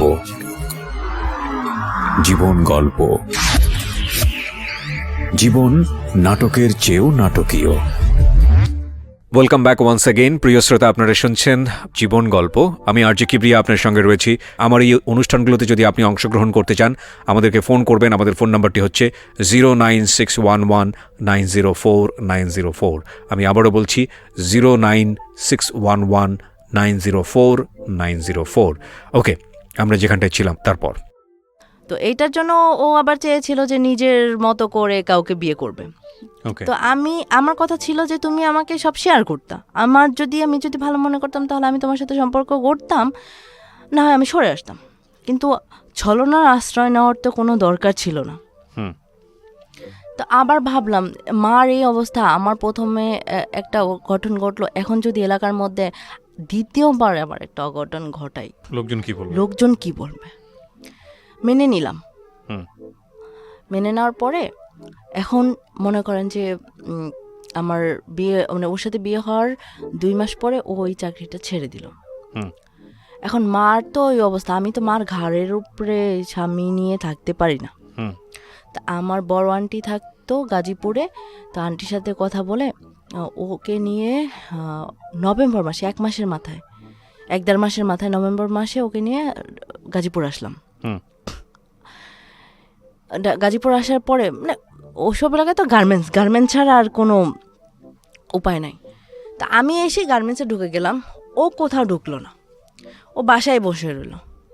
আমি 2 মাস গার্মেন্টস করলাম, ও 2 মাসের মধ্যে কোথাও ঢুকলো না। ও গার্মেন্টস করতে পারবে না, এটা করতে পারবে না, ওটা করতে পারবে না, মানে ওর ভালো কিছু লাগবে, ভালো কোনো চাকরি লাগবে, ওরকম শিক্ষিতও ছিল না। কিন্তু আমি গার্মেন্টসে অ্যাডজাস্ট করতে পারতাম না, আমার ওই যে টাইফয়েড হইতো, জন্ডিস হইতো, এগুলো হইতো। 2 মাসের মাথায় জানুয়ারি মাসে চলে আসলাম আবার, মানে আবার আমাদের বাড়িতে চলে আসলাম। এর মধ্যে কথা আছে, যখন আমি গাজীপুরে থাকতাম ফার্স্ট একদিন আমার গায়ে হাত তুললো বলতে মানে টুকটাক কথা নিয়ে ও আমাকে জুতা দিয়ে মারলো। ফার্স্ট গায়ে হাত তুললো, মর্মান্তিকভাবে মারা, মানে এইভাবে কেউ কাউকে মারে না, এমন ভাবে যে আমি যে ঠেকাবো এরকম কোনো প্লেস নাই, এমন ভাবে ধরবে। কয় মাসের মাথায় বিয়ের? 3 মাস। 3 মাসের মাথায় আমাকে জুতা দিয়ে মারলো। তাও আমি নীরবে সহ্য করলাম। আমি শুধু ভাবতাম যে আমার জন্যও ভালো থাকুক, আমার জন্য ভালো থাকুক, এইটাই ভাবতাম সবসময়। আবার ওরে নিয়ে চলে আসলাম। চলে আসার পরে 1 মাসের মতো বাড়িতে থাকলাম, বিভিন্ন জায়গায় চাকরি বাকরির ওরে নিয়ে ঘুরলাম, 2-1টা জায়গায় দিলাম, ও কোনোটাই করতে পারবে না, কোনোটাই অ্যাডজাস্ট হয় না। তারপর ও নিজেই একটা প্রাইভেট সিকিউরিটি কোম্পানি খুঁজে বের করলো, করে ফেব্রুয়ারি মাসের 14 তারিখ ঢাকায় চলে আসলো। এসে সপ্তাহখানিক ট্রেনিং করে ও হচ্ছে যে ওই সিকিউরিটি কোম্পানিতে জয়েন করলো, চাকরি করলো। আমি হচ্ছে যে মার্চ মাসে আবার আমি ঢাকায় আসলাম। ওর কিন্তু কিচ্ছু নাই, বা এর মধ্যে ওর ফ্যামিলির কেউ আসে নাই, বা কেউ একটা কানাকড়ি দিয়েও হেল্প করে নাই। মা ফ্যামিলি থেকে জানতে পারছে যে ও বিয়ে করছে আরেকটা? হ্যাঁ, ও তো ওদিনে জানা দিছে। মানে ওর ফ্যামিলিটা এরকম যে ছেলে কি করলো না করলো এটা আর কি দেখার বিষয় না, এরকম এখনো। তো বাড়ি থেকে মা যা দিল টুকটাক হাঁড়ি পাতিল এগুলো নিয়ে চলে আসলাম ঢাকায়। আসার পরে আমিও ওই সিকিউরিটি কোম্পানিতে ঢুকলাম, ট্রেনিং করলাম। তো এমন একটা অবস্থা ছিল যে আমি খারাপ খাইছি, কিন্তু আমি করলা ভাজাটা কখনো পছন্দ করি না। এমনও দিন গেছে যে আমি 3 বেলা 1 সপ্তাহ করলা ভাজা দিয়ে ভাত খাইছি। মানে 100 টাকা খরচা করবো তাহলে আমি চলবো কিভাবে, এই জিনিসটা ভাবতাম যে এই টাকাটা খরচা হয়ে গেলে তারপর আমি চলবো কিভাবে, বাসা ভাড়া দিব কিভাবে, বেতন পাবে 8,000 টাকা বেতন, একদিন ডিউটি না করলে ওই দিনের টাকা কাটা, এরকম ছিল। তো আমি 7 দিনের ট্রেনিং করার পরে আমার পোস্টিং হলো মহাখালীতে। তখন আমার বাসা ছিল নতুন বাজার। তো আমার প্রতিদিন শিফটিং ডিউটি ছিল, 6টা থেকে 2টা আর 2টা থেকে রাত 10টা, এক একদিন এক একটা। তো যখন শীতের সময় ছিল, আমার তো 5টায় বের হইতো, 5:30 ওখানে অ্যাটেন্ড থাকতে হইতো, 6টা থেকে ডিউটি ছিল। শীতের সময় ভোর 5টা মানে মনে হতো যে অনেক রাত। রাস্তায় আমি একা একটা মেয়ে ছাড়া আর কেউ ছিল না, কিন্তু আমার বুক ভরা খুব সাহস ছিল। আমি একা একাই বের হইতাম, একা একাই যাইতাম, একা একাই আসতাম। এরও হচ্ছে যে একটু দায়িত্ব জিনিসটা খুব কম, কিন্তু মারামারি জিনিসটা আছে। কেন? এর মানে অগোছালো, তারপর হচ্ছে এর কথার ধরন বা অনেক কিছু আমার সাথে অ্যাডজাস্ট হয় না বা আমার পছন্দ হয় না, যে কারণে এক কথায় দুই কথায় তর্ক হয়ে যেত। আর ও আমাকে খুব মার দিত, অনেক মার দিত। তাই এক সময় সহ্য করতে না পেরে আমি ওর যে মা আর ওর যে বোন, তাকে আমি এক সময় জানাইলাম যে এইভাবে তো আমাকে গায়ে হাত তুলে মারে, এটা তো আসলে ঠিক না, আপনারা একটু বোঝায়েন। আচ্ছা ঠিক আছে, এরকম মানে কয়েকদিন ভালো যায়, আবার কয়েকদিন হচ্ছে যে কয়েকদিন পর পরই গায়ে হাত তুলে। দেখা হলো যে আমি রান্না করে নিয়ে আসছি, একটা কথা কাটাকাটি হয়েছে, লাথি মেরে ফেলে দিছে, ভাত তরকারি লাথি মেরে ফেলে দিছে। আমার আবার ওগুলো সব গুছাই আনতে হয়েছে। এদিকে আমি যখন বিকাল ডিউটি হতো, আমার 10টা পর্যন্ত ডিউটি ছিল, বাসায় আসতে আসতে 11টা 11:30 বাজতো, রান্না করতাম, খেতাম, শুইতে আমার 1টা। পরের দিন আবার আমার সকাল ডিউটি, আমার ভোর 4টায় উঠতে হতো। মানে কি যে একটা অবস্থা ছিল, খুব খুব ঘুম হতো না, ঠিকমতো খাওয়া হতো না, আবার লং জার্নি ছিল, 2-3টা বাস চেঞ্জ করে করে তারপর আমার অফিস করতে হতো। বেতন ছিল 8,000, একদিন অ্যাবসেন্ট করলে ওই দিনের টাকা নেই, এইরকম করে। কিন্তু আমি কখনো দাবি করিনি যে আমার এই জিনিসটা লাগবে দিবা বা আমার এটা দরকার, কখনো আমি বলিনি। তো এরকম চলতেছিল। চলতে চলতে বিয়ের যখন 2-2.5 বছর, তখন মানে ডিসিশন হলো যে ওর যে প্রথম বউ, এর মধ্যে আবার আমি বলি যে আমার বিয়ের আগে যখন ওর প্রথম বউর সাথে ওর সম্পর্ক ছিল, তখন ওর বউ, আমার যখন বিয়ে হয় ওর সাথে, তখন ওর বউ প্রেগনেন্ট। আচ্ছা, প্রথম বউ প্রেগনেন্ট। তো একদিন আমার ছোট ননদ ফোন দিয়েছে আমার স্বামীর ফোনে, ও তো বুঝতে পারেনি যে আমি ফোন ধরেছি। ফোন দিয়ে বলতেছি কি যে ভাইয়া, ভাবির তো মেয়ে হয়েছে। না, এটা শুনে তো আমি আরো, এই যে তোমার বিয়ে হয়েছে, বউ আছে, ঠিক আছে, তাহলে বাচ্চা? এখন তো সে ভুলবশত হয়ে গেছে বা চাই নাই। কেন আপনি বাচ্চা চাচ্ছিলেন না কেন? ওর বিয়ে, ওর যদি ওয়াইফ থাকে তার তোর বাচ্চা রাইট না, আমার কথা হচ্ছে লুকাবে কেন? ওকে, আমাকে বলতো যে আমার বিয়ে আছে বা আমার ওয়াইফ প্রেগনেন্ট। নাকি আপনাকে এরকম আশা দিয়ে রেখেছিল যে একসময় ও ডিভোর্স দিয়ে দিবে? হ্যাঁ, বিয়ের পরে যে ডিভোর্স দিয়ে দেবে, সেই ডিভোর্স দিয়েছে, সেই টাকাটাও আমি দিয়েছি, আমার চাকরির টাকা। পরে কি ডিভোর্স দেয় নাই? আপনি খোঁজ পেলেন? না, দিয়েছে। ডিভোর্স দেওয়ার পরে বাচ্চা হয় কিভাবে? না, বাচ্চাটা হয়েছে আগে। ওকে, হ্যাঁ, তারপর বাচ্চা হওয়ার পরে ডিভোর্স দিয়েছে। ডিভোর্স দেওয়ার পরে একদিন ও হচ্ছে যে বাড়িতে আমাকে বলে গেল, আমার তো অফিস আছে, মানে আমার কথা বলতেছে, আমার অফিস আছে, আমি ঢাকায় রয়ে গেলাম, ও বাড়িতে যাচ্ছে, আমাকে বলে গেল যে আমি বাড়িতে যাচ্ছি। আচ্ছা ঠিক আছে যাও। তো যাও চলে গেল। ও বলতেছে যে আমি এইভাবে আগে আমার একটা ফ্রেন্ডের বাসায় যাব, তারপর আমি বাড়িতে যাব। আচ্ছা ঠিক আছে। তো আমাকে হুট করে, আমি বিকালবেলা দুপুরবেলা শুয়ে আসি, ওর দুলাভাই আমাকে ফোন দিল যে হ্যাঁ তুমি কি জানো ও কোথায় গেছে? না, আমার স্বামীর কথা বলতেছে। হ্যাঁ ভাইয়া, ও তো বাড়িতে গেছে। দুলাভাই বলতেছে কি, ও তো বাড়িতে যায় না, ও তো ওর বড় বউর কাছে গেছে। বড় বউর কাছে গেছে মানে যার সাথে সম্পর্ক নাই, তাহলে সেখানে কেন যাবে? তখন আমার ভিতরে হচ্ছে যে আরো একটু বেশি ক্ষোভ তৈরি হলো। ঠিক আছে, এদিকে ওর ফোন বন্ধ, আমি ফোন দিচ্ছি, ফোন বন্ধ। তা আমি এটা আমি কিন্তু আমার মাকে জানাই নেই এগুলা, যে আমার হাজব্যান্ডের আগে বউ আছে বা বাচ্চা হইছে। আমি ভাবলাম যে আমার মা যদি আবার শুনে, তাহলে আমার মা আবার একটা শক খাবে। আমি নিজের ভিতর চাপাই রাখছি। যখন আর সহ্য করতে পারি না, তখন আমি আমার মাকে বলে দিছি যে এরকম। তো দেখতেছি যে সম্পর্ক ভালো না। তা আমি কি করলাম, যে এই যদি আমাকে না বলে লুকায় ওইখানে যেতে পারে, সে তো অন্য কিছু করতে পারে। আমি থানায় একটা জিডি করলাম যে এ তো আমাকে হচ্ছে যে না জানায় বউ আছে, বিয়ে হয়েছে বা বউ প্রেগনেন্ট, এগুলো না জেনে বিয়ে টিয়ে করছে। যাই হোক, বা সে ওইটার জন্য তো আমাকেও কিছু করে ফেলতে পারে। তো এইটা ভেবে আমি একটা জিডি করলাম, ঢাকায় জিডি করলাম, যে এলাকায় থাকতাম ওই এলাকাটা জিডি করলাম। জিডি করার পরে আমার তো মন মানসিকতা খারাপ, আমি মার কাছে চলে গেলাম।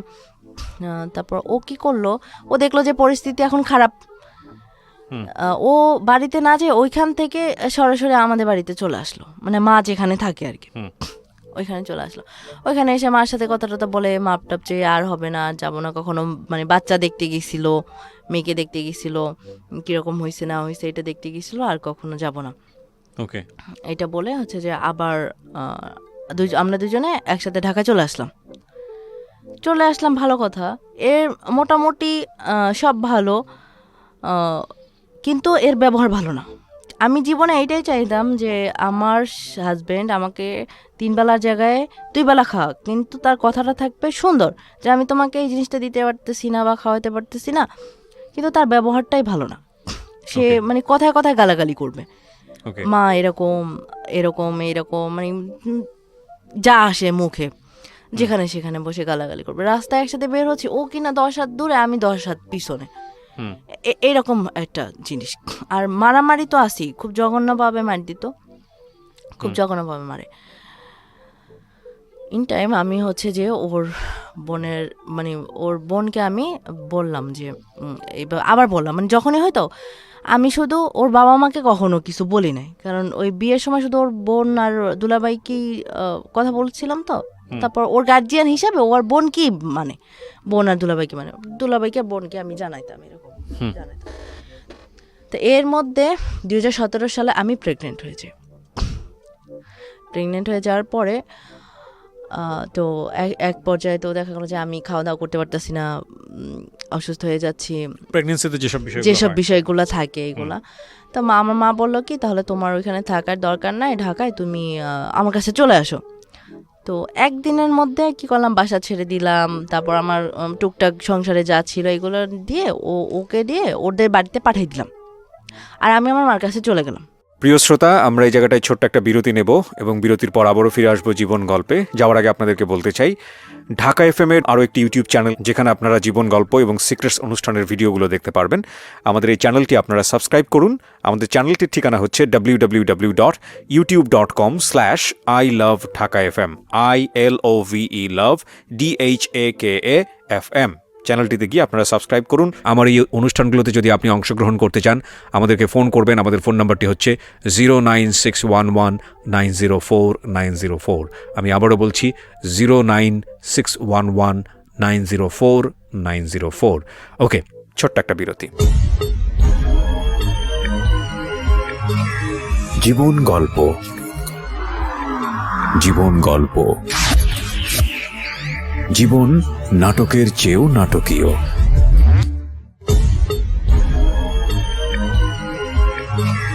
জীবন গল্প, জীবন গল্প। জীবন নাটকের চেয়েও নাটকীয়। Welcome back once again. প্রিয় শ্রোতা, আপনারা শুনছেন জীবন গল্প। আমি আরজে কিবরিয়া আপনার সঙ্গে রয়েছি। আমার এই অনুষ্ঠানগুলোতে যদি আপনি অংশগ্রহণ করতে চান, আমাদেরকে ফোন করবেন। আমাদের ফোন নাম্বারটি হচ্ছে 09611904904। আমি আবারও বলছি 09611904904। ওকে, আমরা যেখানটায় ছিলাম তারপর মার কাছেই থাকতাম। মা মানে সমস্ত কিছু মাই বহন করছে, শুধু সিজারিংয়ের টাকাটা হচ্ছে আমার হাজব্যান্ড দিয়েছে, আর সব কিছুই হচ্ছে যে আমার মা। তারপর হচ্ছে আমার একটা ছেলে হয়, একটা ছেলে হয়। ছেলে হওয়ার 1.5 মাস পর্যন্ত আমার মায়ের কাছে ছিলাম। 1.5 মাস পরে ওদের বাড়ি থেকে আমাকে নিতে আসে পরে 1.5 মাস পরে আমি ওদের বাড়িতে যাই। ও হচ্ছে যে ওইখানে 2-3 দিন থাকার পরে তখন ও ঢাকায় চাকরি করতো, ওই সিকিউরিটি কোম্পানিতেই চাকরি করতো। ওইখানে আবার চলে আসে। তো যেহেতু ওর দেশ আর আমার দেশ টোটালি ভিন্ন, খাওয়া দাওয়া কথাবার্তা সব কিছুই ভিন্ন, আমার অ্যাডজাস্ট হয় না কোনো জিনিসই, খাওয়া দাওয়া কথাবার্তা চলাফেরা। আমি খুব চেষ্টা করছি, 3 মাস ছিলাম আমি, 3 মাসে আমি খুব চেষ্টা করছি যে অ্যাডজাস্ট করার জন্য। তো কোনো কিছু ধর। আর প্রধানত হয়েছে যে আমার সৎ শাশুড়ি ছিল, ওনার আবার কোনো ছেলে ছিল না, ওনার 2 মেয়ে ছিল। তো ওনার মনের মধ্যে খুব এই যে সম্পত্তির ব্যাপার বা যেটাই হোক ওই ছেলে পাবে এরকম, আবার তারও ছেলে এরকম। আর ওই বাড়িতে গেলে তো হচ্ছে গ্রামের মানুষ ওই যে প্রথম বউর কথা টথা বলে, এগুলো আমার খুব খারাপ লাগে। মেয়ের কথা বলে, ওই বউর কথা বলে, এগুলো খুব খারাপ লাগে। আর অ্যাডজাস্ট করতে পারতাম না, যে বাচ্চা ছোট ছিল, সারা রাত সজাগ থাকতে হয়। আমার সাথে কেউ সজাগ থাকতো না, মানে আমি আমার বেবিকে নিয়ে একাই ঘুমাইতাম, সারা রাত একাই জাগতাম, হেল্প করতো না আমার শাশুড়ি। এখন গ্রামের মানুষ তারা তো ভোর 5টায় ওঠে, 5:30 ওঠে। এখন আমি বাড়ির বউ হিসেবে তো আমার 6টায় ওঠার দরকার, কিন্তু আমার তো এদিকে ঘুম হতো না। বা তারা যে খাবার দাবার খায়, যেভাবে রান্না করে, এটা আমার রুচিতে আসতো না। তা আমি আবার এগুলো বলতাম যে এখানে তো আমার এইভাবে কষ্ট হচ্ছে, এইভাবে আমি থাকতে পারতেছি না। তো আর বেশি হচ্ছে রাত জাগতে সমস্যা হয়, খুব কষ্ট হতো, কেউ হেল্প করতো না। তো আমার শ্বশুর মানে আমার শাশুড়ি কিছু বলতো না, টুকটাক যা পারতাম হেল্প করতো আমার মানে আমাকে সরাসরি কিছু বলতো না, পাড়ার মানুষের কাছে বলতো যে বউ কিছু করে না, কাজকাম করে না, এগুলো করে না, এগুলো বলতো। তো এগুলো তো আমি আবার শুনতাম, আমার কানে আসতো। বা আমার কথা হচ্ছে আমি একটা অন্যায় করেছি, আমাকে সরাসরি বলেন, আমার বড় ননদের কাছে বিচার দেয়, সে আবার তার ভাইকে বলে, তার ভাই আবার আমাকে বলে। তা এইগুলা করার কি দরকার? তারপর হচ্ছে কি মানে আমার শ্বশুরবাড়িতে গৃহস্থলা বাড়ি যেটাকে বলে আর কি, ধান চাল পানের বড় সবই আছে। তা আমি তো এগুলা কখনো করি নাই, দেখিই নাই, করা তো থাক দূরের কথা, এগুলা তো আমি জানি না। আমার শ্বশুর একবার কি করলো, চিরা কুটে নিয়ে আসলো, নিয়ে আসার পরে এখন আমার শ্বশুর বলতেছে কি যে তুমি একটু চিরা ঝেড়ে দাও। আমি তো চিরা ঝাড়তে পারি না, আমি কিভাবে চিরা ঝেড়ে দেবো? তো এইটা নিয়েও আমাকে অনেক কথা শুনাইছে, আমি বউকে বলছি চিরা ঝেড়ে দিতে, আমাকে চিরা ঝেড়ে দেয় নাই, এগুলো নিয়ে অনেক কথা। তো এক পর্যায়ে দেখলাম আমি আর অ্যাডজাস্ট করতে পারতেছি না কোনো কিছুতেই, বাচ্চা ছোট, কষ্ট হচ্ছে, অসুস্থ হচ্ছে। আর এত দূরে মায়ের বাড়ি, শ্বশুরবাড়ি এত দূরে, যে বাচ্চা একটু অসুস্থ হলে মা আসবে বা আমি যে একবেলা যাই থাকবো, এরকম অবস্থা ছিল না। নেওয়ানোর মতো কেউ নাই, আমার দেবর নাই, বাসুরও নাই, আমার হাজব্যান্ড একাই, আর 3 বোন। তো ওরে বললাম কি যে আমাকে বাড়িতে আবার দিয়ে আসো, আমার মায়ের কাছে দিয়ে আসো। তো ও আসলো, আসার পরে আবার আমি ওকে নিয়ে, আমার বাবুকে নিয়ে হচ্ছে যে মায়ের বাড়িতে চলে আসলাম। আসার পরে ওইখানে আবার 1-1.5 মাস রইলাম, কিন্তু কতদিন থাকবো? বাচ্চা ছোট, নানান জিনিসের দরকার হয়, নিজেদেরও ক্ষয় খরচা আছে। এর মধ্যে কি করলো, ও যে ঢাকায় যে সিকিউরিটি কোম্পানিতে চাকরি করতো, চাকরিটা ছেড়ে দিল। এখন তো আমার মাথার উপরে আরও টেনশন যে হাজব্যান্ডের চাকরি নাই, বাচ্চা ছোট, কি করব? তো ঢাকায় আবার আমার আর এক আন্টি থাকে, তো ওই আন্টির বাসায় আসলাম, ও সবাইকে নিয়ে আসলাম, আমার বাচ্চা, আমার স্বামী, সবাইকে নিয়ে আবার আন্টির বাসায় আসলাম। আসার পরে আমার ওই খালুর সাথে কথা বললাম যে আপনি দেখেন কোথাও ওরে একটা দিয়ে দিতে পারেন কিনা চাকরি টাকরি এরকম। তো বিভিন্ন জায়গায় কথা বলতো, দিত, যাইতো, একবেলা একদিন এরকম করে, ওর কোথাও পছন্দ হইতো না, মনের মতো হইতো না। তা আমার তো টেনশন যে আমি বাচ্চা নিয়ে কি করব, কোথায় যাব, বাচ্চাকে কি খাওয়াবো, এগুলা। তো ওরে লাস্টে একটা অফিসে চাকরি দিল, ওর পছন্দ হয় না দেখে ও একবেলা করে আমাকে না বলে বাড়িতে চলে গেছে। তো এখন আমার মানে মনে হলো যে আমার মাথার উপরে আকাশ ভেঙে পড়ছে, যে আমাকে না বলে বাড়িতে চলে গেল। এও একদম আমার বাবার মতো খোঁজ খবর নেওয়া, যে বাচ্চা ছোট কি হবে না হবে, এইগুলা হচ্ছে যে বন্ধ করে দিল। তার কথা হচ্ছে আমি ঢাকায় আমি কোনো চাকরি করতে পারবো না, তুমি যদি পারো তাহলে বাড়িতে এসে থাকো, আর যদি না হয় তাহলে সম্পর্ক ভেঙে দাও। আমি সবসময় ভাবতাম যে মা বাবা আলাদা থাকার যে একটা কষ্ট, এটা তো আমি বুঝি বা আমার ফেস করতে হয়েছে, এইটা যেন আমার সন্তানের কখনো না করতে হয়। যে যতই কষ্ট হোক না কেন, আমরা 2জন একসাথে থাকবো, আমার বাচ্চাটা মাও পাবে, বাবাও পাবে, 2টাই যেন পায়। এইটা ভেবে আমি একটা চাকরি নিলাম ঢাকায়। তখন আমার বাচ্চার বয়স 6 মাস, এর মধ্যে ওর বয়স 6 মাস হয়ে গেল। আমার স্বামী তখন বাড়িতে। তো আমি ওরে তখন বোঝালাম যে আসো, আমি এভাবে একটা চাকরি নিচ্ছি, বাবু ছোট, আমার জন্য না হোক অন্তত ওর জন্য হোক, হলেও ও মা বাবা দুজনকেই যেন পায়, আসো। আমার আমি ওরে মানে আমি এগুলো বলার পরে বোঝানোর পরে ও আসলো। আসার পরে একদিনের মধ্যে বাসা ঠিক সব আমি মানে আমার যা প্রয়োজন এখন পর্যন্ত, আমি যদি একটু অসুস্থ হই তাহলে আমার দায়িত্ব নিয়ে ডাক্তার দেখাতে হবে, আমি দায়িত্ব নিয়ে ওষুধ কিনে খাবো, সব কিছু আমার দায়িত্বে, আমার যা সব আমার দায়িত্বে। আমি একদিনের মধ্যে বাসা ঠিক করলাম, আমার বাবুকে রাখার জন্য ডে কেয়ার খুঁজে বের করলাম, সেটা ঠিক করলাম, অফিসে অ্যাটেন্ড করলাম, মানে বাচ্চা নিয়ে অফিস করা, যাওয়া আসা, রান্না করা এরকম। কিন্তু সব যেমন তেমন বাসায় যাওয়ার পর যে দুজনে একটু ভালোভাবে কথা বলবো, ও 5টা কথা বলবে যে তুমি সারাদিন পর আসছো বা বাচ্চাটা নিয়ে তোমার কষ্ট হয়, এরকম একটা সান্ত্বনার ব্যাপার থাকে না, এই জিনিসগুলো ছিল না। আমি কিনা সারাদিন পর বাসায় যে ও কিনা সারাদিন বাসায় কিচ্ছু করে না।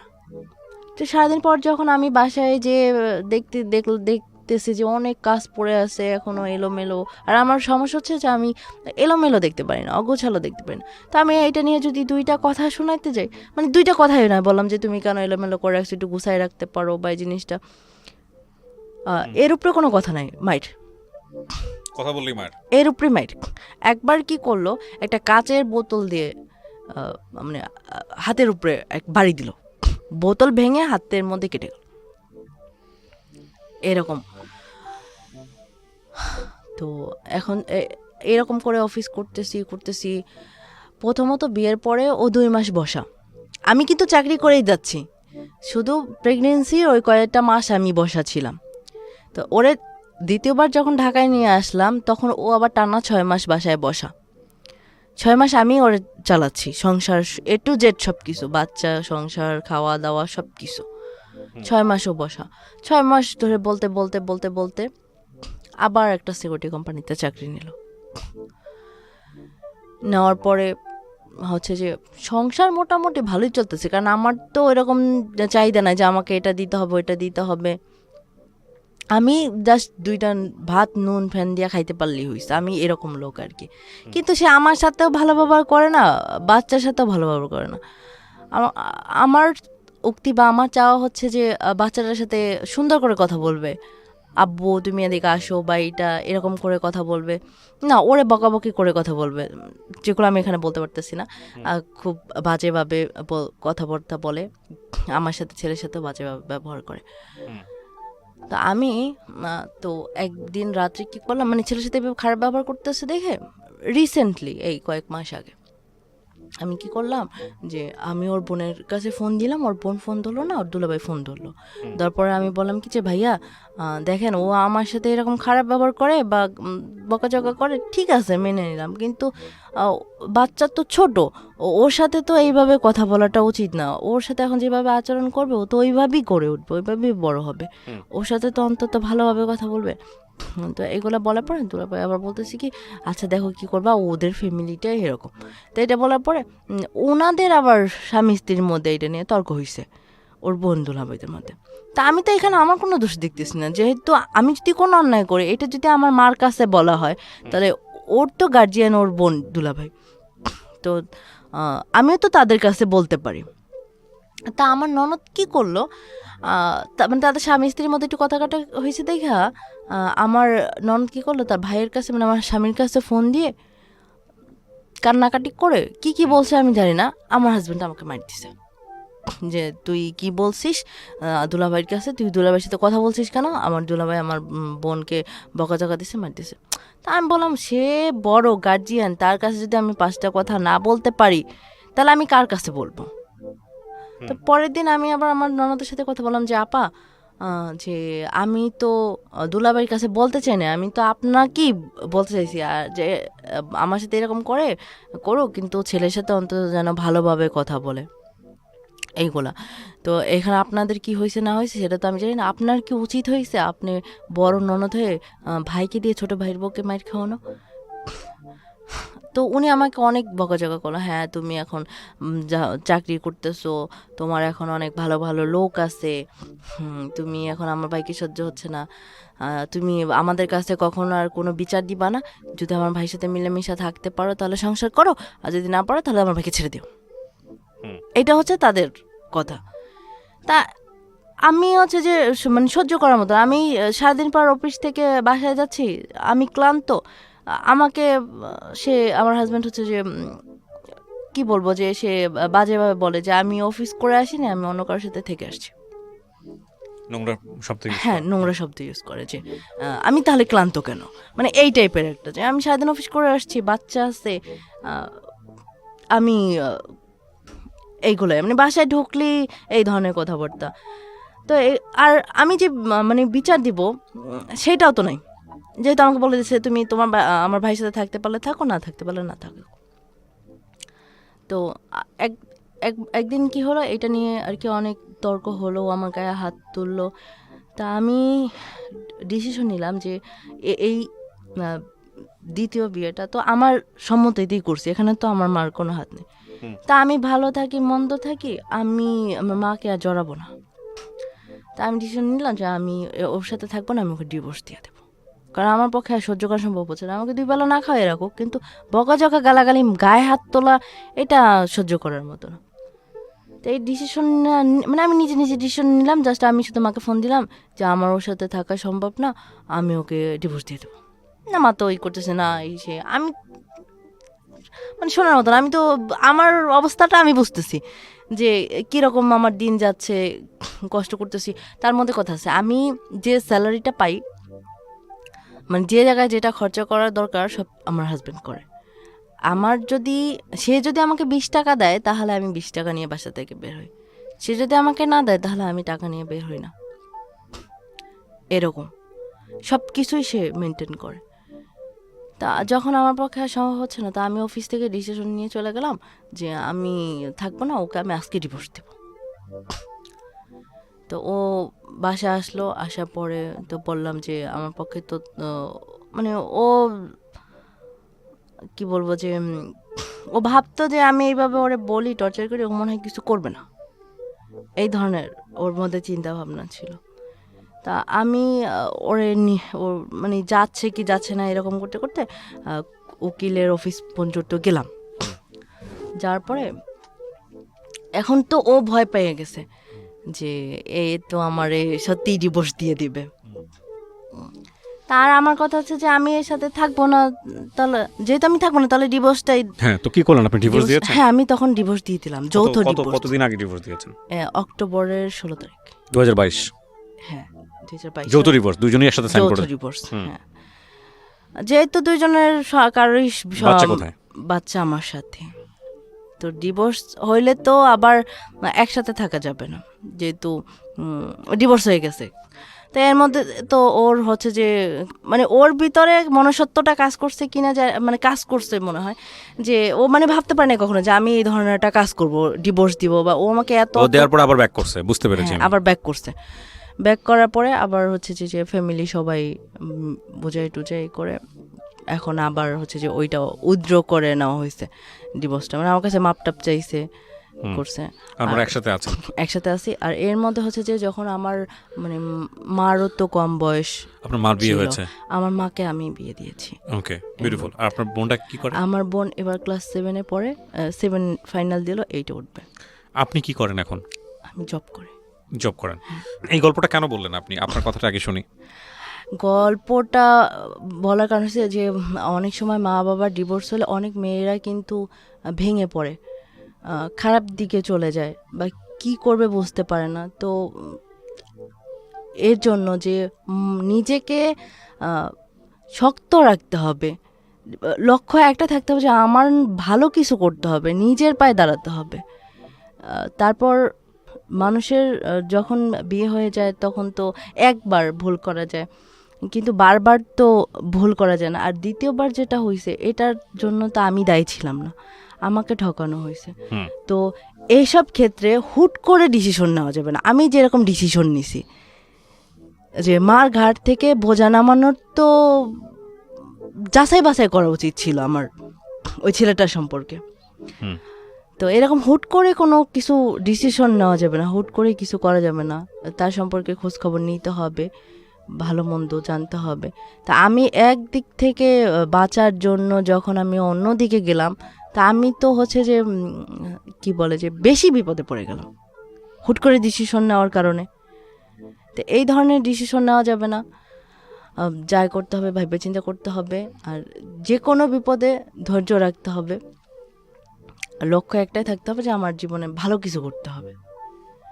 আর আমার জীবনে শুধু ওই একটাই অভাব যে মানে বাবা জিনিসটার আমার খুব অভাব। আমার সামনে যদি দেখি যে কোনো বাবা তার মেয়েকে আদর করতেছে, আমার মানে খুব হার্ট করে, আমাকে আমার চোখ থেকে পানি চলে আসে, আমি কেন জানি এটা সহ্য করতে পারি না। আর মানে খুব বাবার অভাব। মানে ঈদ আসে, মানুষ দেখি বাবা কত কিছু করে, বা বিয়ের পরে বাবার বাড়িতে যায়, বাবা এইটা আনো ওইটা আনো এটা করো, নাতির জন্য কত কিছু হয় না ফ্যামিলিতে। মানে এই জিনিসটা আমার খুব খারাপ লাগে, খুব কষ্ট হয় যখনই বাবার কথা মনে পড়ে, আমার খুব কান্না পায়।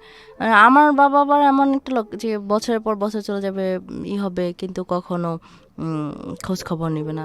এর মধ্যে হচ্ছে যে আমার বাবা বিয়ে করে, তার হচ্ছে যে একটা মেয়ে হয়, আর রিসেন্টলি একটা ছেলে হয়েছে। আমার বাবা বিয়ে করছে, দ্বিতীয় বিয়ে, ওই ঘরেও দুইটা, একটা মেয়ে একটা ছেলে। আর আমার মাকে যেখানে বিয়ে দিয়েছি ওইখানে আমার কোনো ভাই বোন নাই। আমার এই বাবা হচ্ছে যে ওই আমার বোনকে খুব ভালোবাসে, নিচের মেয়ের মতো, ওরে খুব ভালোবাসে সব জিনিসে। ওকে, ওর আমার বোনকে নিয়েই আছে এখনো। একটা মিনিট, আপনার এই গল্পটা নিয়ে আমার কিছু বলার আছে, আমি সেই জায়গাটায় যেতে চাই। তার আগে আপনি লেখাপড়াটা কন্টিনিউ করলেন না কেন, এটা আমাকে একটু বলবেন? লেখাপড়াটা হয় নাই, যে আমার তো কলেজ করতে হবে, মানে আমি যে ভর্তি হব ওই টাকাটা আমার তো ছিল না, আর বই কিনতে হবে। আর আমি এসএসসিতে মানে 9-10 আমি অ্যাকাউন্টিং নিয়ে পড়ছি, আমার মানে অ্যাকাউন্টিংয়ে খুব ইচ্ছা আর কি, খুব আগ্রহ। তো আমার তো একটা টিচার, হিসাব বিজ্ঞান একটা টিচারের দরকার আছে, বা ভর্তি হইতে তো আমার প্রাথমিক টাকা লাগবে, বা আমার ক্লাসটা করতে হবে। তো আমি কখন করব? আমি তো গার্মেন্টস করলাম, ঢাকায় থাকলাম, এই জায়গায় চাকরি করলাম, ওই জায়গায় চাকরি করলাম, আমার তো অফিসের পিছনে সময় দিতে হবে। তো আমি পড়াশোনাটা তো আমার কন্টিনিউ আর করা হয় না। আমার পুরো গল্পটা শুনে আমার কাছে যেটা মনে হয়েছে যে প্রত্যেকটা ঘটনার পিছনে কিছু কারণ থাকে। তো আপনি যদি একটা হেলদি রিলেশনশিপ দেখতেন আপনার বাবা মায়ের মধ্যে, তাহলে ডেফিনেটলি আপনার জীবনটা এরকম হতো না। হ্যাঁ, কারণ কোনো প্রতিষ্ঠানেই কিন্তু স্বামী স্ত্রীর সম্পর্ক কেমন হবে সেটা শেখায় না। ধর্মীয়ভাবে সেটা আমাদের কিছু নিয়মকানুন আছে, সেটা অন্য জিনিস। কিন্তু আপনি বিশ্ববিদ্যালয়ে বা স্কুলে বা আপনি হাই স্কুলে বা যেখানেই পড়েন না কেন, সেখানে কিন্তু মেরিটাল লাইফ বা বৈবাহিক জীবন কেমন হওয়া উচিত, হাজব্যান্ড ওয়াইফ রিলেশনশিপ কেমন হওয়া উচিত, এগুলো নিয়ে কোনো কথা বলে না। অথচ আমাদের জীবনের সবচেয়ে গুরুত্বপূর্ণ পার্ট এটা। তো আমরা এটা শিখি কোথা থেকে? আমরা শিখি ফ্যামিলি থেকে, রাইট? সো সেখানে আপনি যখন দেখেছেন ছোটোবেলা থেকে, জন্মের পর থেকেই বাবা হচ্ছে এরকম, সেখানে আপনি বাবার প্রতি আপনার যে ধারণাটা সেটা একেবারেই নষ্ট হয়ে গেছে। প্রথম কথা হচ্ছে এটা। আর মাকে আপনি ধরেন এক ধরনের ফাইট করতে দেখেছেন, সেই জায়গা থেকে আপনার ভিতরে একটা ফাইট করার মনোভাব ছিল। একটা মানুষের জীবনে 2টো বিয়ে হওয়া, 3টে বিয়ে হওয়া, এটা আমাদের সমাজের চোখে ভালো চোখে দেখে না, কিন্তু আমাদের ধর্মীয়ভাবেও কিন্তু এটার নিয়ম আছে, এটার পারমিট করে। যদি আপনি পরিস্থিতি আপনাকে বাধ্য করে, আপনি ডিভোর্স দিতেই পারেন, আপনি একটা সংসারে যেতেই পারেন, এতে কোনো সমস্যা নেই। কিন্তু এত কিছুর পরেও যে আপনি ডিরেইলড হন নাই, আপনি কিছু না কিছু করে খাচ্ছেন, হ্যাঁ, এবং নিজের পায়ে দাঁড়িয়ে আছেন, সন্তানটাকে মানুষ করার চেষ্টা করছেন। মানুষ ভুল করবে, উঠে দাঁড়াবে, হ্যাঁ, হোঁচট খাবে, সোজা হয়ে দাঁড়াবে, এটাই হচ্ছে বড় কথা। তবে যদি এই লাইফটাকে কেউ না চায় যে না ঠিক আছে, আমার জীবনে আমি একটা সুন্দর গোছানো সিমসাম একটা জীবন চাই, বুঝে শুনে স্টেপ নিতে চাই, সংসার জীবনটা বুঝে শুনে করতে চাই, তাহলে অবশ্যই আমি বলবো যে বাবা মায়ের সম্পর্কটা একটা হেলদি হওয়াটা খুব জরুরি। আর এটা যে আসলে আমি আপনাকে বলবো বিষয়টা বলার জন্যই বলা, মানে ইনক্লুডিং মি, অনেক সময় করা যায় না, ডেফিনেটলি অনেক সময় চাইলেও পারা যায় না। আপনি নিজেও সংসার করেছেন, আপনার জীবনে 2টো মানুষ এসছে, বৈধভাবে এসছে, আপনি নিজেও চিন্তা করে দেখবেন যে বিষয়টা আপনি এক্সপেক্ট করছেন তাদের কাছ থেকে, সেটা আপনি পাচ্ছেন না অনেক সময়। একইভাবে তারাও আপনার কাছ থেকে যেটা এক্সপেক্ট করেছে সেটাও পায়নি, যে কারণে সম্পর্কটা জোড়া লাগেনি। তো এটা যে আসলে শুধুমাত্র আপনার ক্ষেত্রে তা কিন্তু নয়, এটা কিন্তু একেবারে শাশ্বত, সবার ক্ষেত্রেই কম বেশি এটা হয়। কে কতটুকু কম্প্রোমাইজ করতে পারে, কে কতটুকু ছাড় দিতে পারে সন্তানদের জন্যে, বেটার ফিউচারের জন্য, এটাই হচ্ছে মূল কথা। তবে ছাড়েরও একটা লিমিট আছে। একটা সময় ছাড় দিতে দিতে দিতে দিতে তখন যখন দেয়ালে পিঠ থেকে যায় তখন মনে হয় যে না, আরও আগে বোধহয় চলে গেলেই ভালো হতো, তাই না? ডিভোর্সটা এত এত মানে ডিলে না করে আরও আগে দিলেই বোধহয় ভালো হতো। তো এইগুলো আসলে আমাদের চিন্তাভাবনার বিষয় আছে। তবে আমার মনে হয় যে আমি সবসময় যে কথা বলেছি, আমি আমার জীবন গল্প বলেন বা অন্যান্য জায়গাগুলোতে যেগুলো বিষয়টা বলেছি, সেটা হচ্ছে একটা হেলদি রিলেশনশিপ খুব ইম্পর্ট্যান্ট। বাট হেলদি রিলেশনশিপ তৈরি করার জন্যে যে জিনিসগুলো খুব জরুরি দরকার, প্রথম কথা হচ্ছে যে নিজের ভুলটা বুঝতে পারা। কিছু কিছু সময় আমাদের কোনো কিছু করার থাকে না, আমাদের হাত থাকে না, পরিস্থিতির শিকার হই আমরা, সেটা ঠিক আছে, সেখানে ভাগ্যকে মেনে নিতে হয়। কিন্তু যদি নিজের ভুলটা বুঝতে পারা যায় যে না, এই সম্পর্কটা খুব গুরুত্বপূর্ণ আমার জন্য, এই মানুষটা আমার জীবনের জন্য খুব গুরুত্বপূর্ণ, আমার ফিউচারের জন্য গুরুত্বপূর্ণ, আমার বাচ্চা কাচ্চার জন্য গুরুত্বপূর্ণ, তাহলে ড্রিমি ওয়ার্ল্ড থেকে বের হয়ে এসে নিজের ভুলগুলো বুঝতে পারা এবং একই সাথে সেই মানুষটার যতটুকু ছাড় দিলে বেটার লাইফ লিড করা যায় এবং যতটুকু কারেকশন করা যায় ততটুকুর জন্য চেষ্টা করা বোথ সাইড থেকে, আমার মনে হয় এটা একটা গুড ডিসিশন হবে। তারপরেও সংসার ভাঙবে, কিন্তু সেই সংসার ভাঙা যাতে সন্তানের জীবনে নেগেটিভ ইম্প্যাক্ট না ফেলে সেটার দিকে খেয়াল রাখা বাবা মায়ের খুব খুব দায়িত্ব। আপনাকে অনেক ধন্যবাদ, আপনি আপনার ব্যস্ত সময়ের কিছুটা সময় আমাকে দিলেন। আমি আজকে অনেকদিন পর একটা গল্প খুব মনোযোগ দিয়ে শোনার চেষ্টা করেছি। আমার মনে হয় আপনার গল্প থেকে অনেক কিছু শেখার আছে। ভালো থাকবেন। শেষ করছি প্রিয় দর্শক এবং শ্রোতা, আজকের মতো শুভরাত্রি।